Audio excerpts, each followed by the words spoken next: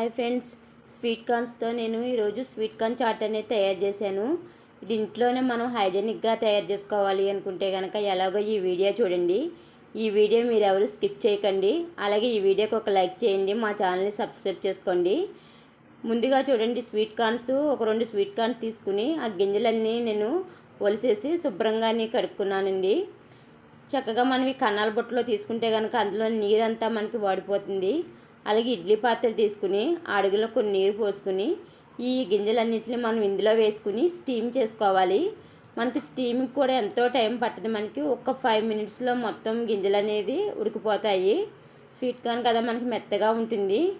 అంటే ఇది మనకి బయట అమ్ముతారు, కానీ మనం ఇంట్లో చేసుకుంటే బాగుంటుందని చెప్పి మీకు ఈజీగా అయిపోతుందని చూపిస్తున్నాను. నేను తీసుకున్న గింజలన్నీ ఇడ్లీ పాత్రలో వేసేసుకుని చక్కగా ఇప్పుడు మనం మూత పెట్టేసుకోవాలి. మూత పెట్టుకున్న తర్వాత మనం గ్యాస్ మీద పెట్టుకుని ఒక హై ఫ్లేమ్లో మనకు ఒక 5 మినిట్స్ పాటు ఉడికించుకుంటే చూడండి, చక్కగా మనకి గింజలు అనేది మెత్తగా ఉడికిపోయాయి. ఇప్పుడు మనం స్టవ్ నుంచి కిందకి తీసేసుకుని వేరే గిన్నెలో ట్రాన్స్ఫర్ చేసుకోవాలి. చూడండి, మనకి ఆ గింజలన్నీ వేరే గిన్నెలోకి తీసుకుంటున్నాం. చూడండి, మా చిన్నపిల్లడు నేను చేస్తానని వాడు సాయం చేస్తానని కూర్చున్నాడు. ఆ గింజలన్నీ వేరే దాంట్లో తీసుకుని మనం ఒక స్పూన్ నెయ్యి యాడ్ చేసుకోవాలి. ఈ స్వీట్ కార్న్స్కి నెయ్యి ఫ్లేవర్ చాలా టేస్టీగా ఉంటుంది. తర్వాత మనం ఇందులో కారాన్ని యాడ్ చేసుకోవాలి. మీ ఇంట్లో చిన్నపిల్లలు ఉంటే కనుక కారాన్ని కొద్దిగా తగ్గించి యాడ్ చేసుకోండి. అలాగే ఇప్పుడు మనం తీసుకున్న ఈ గింజలకి మనకి సాల్ట్ ఎంత పడుతుందో మనం తీసుకున్న క్వాంటిటీకి మనం చూసుకుని సాల్ట్ని యాడ్ చేసుకోవాలి. చక్కగా మనం ఇవి యాడ్ చేసేసుకుని ఒక గరిటెతో మనం ఇలాగా బాగా కలపాలి.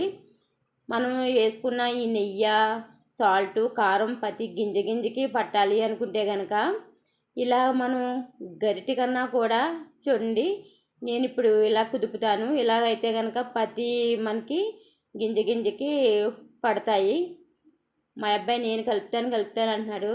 కాదురా, ఇలా కాదు, నేను ఇలా కుదిపితే ప్రతిదానికి పడతాయని చెప్పి నేను తీసుకుని చూడండి, ఇలా అయితే మనకి ప్రతి గింజకి కూడా మనం వేసిన ఫ్లేవరు పడుతుంది. చక్కగా మనం ఇలాగా ఇవన్నీ కలిపేసుకున్న తర్వాత ఒక బౌల్స్లో తీసి మనం సర్వ్ చేసుకోవచ్చు. ఇలా మన ఇంట్లో మన ఫ్యామిలీ మెంబర్స్ అందరూ కూడా కూర్చుని హ్యాపీగా మనం ఇంట్లో తయారు చేసుకున్నది తినొచ్చు. అలాగే మా ఛానల్ ఇంకా ఎవరిని సబ్స్క్రైబ్ చేసుకోకపోతే చేసుకోండి. Thank you for watching.